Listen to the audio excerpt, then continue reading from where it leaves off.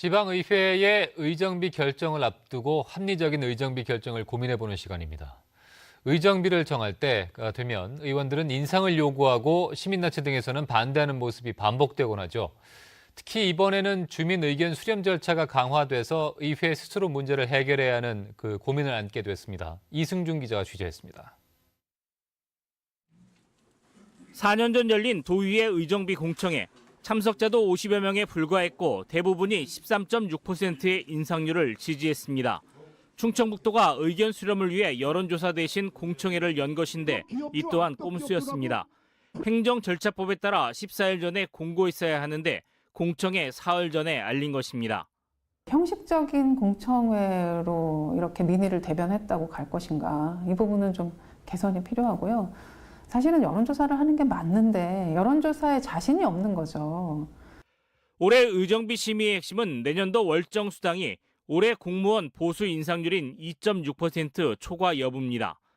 2.6%를 넘지 않으면 의정비 심의위원회가 자체적으로 월정 수당을 정할 수 있지만 2.6%를 초과해서 인상할 경우 반드시 주민 의견을 물어야 합니다.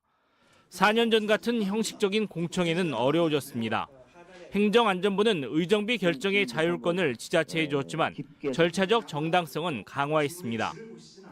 공청회의 경우에는 이제 누가 어떤 내용으로 말해야 하는지 절차도 구체적으로 이제 만들어놨고, 여론조사는 질문을 어떻게 물어라 할 정도로 주민 여론 수렴 절차가 강화됐습니다.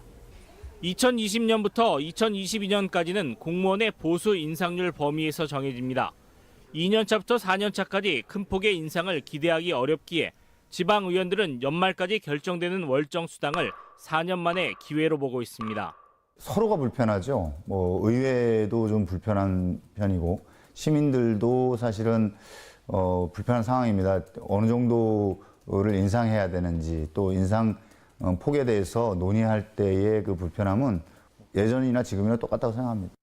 주민 의견을 반드시 물어야 하고 의결 정족수도 강화되는 등 의정비 인상은 갈수록 어려워지고 있습니다. 결국 의정비 인상은 지방의회 스스로 문제를 제기하고 동의를 구하는 게 우선돼야 할 것으로 보입니다. MBC 뉴스 이승준입니다.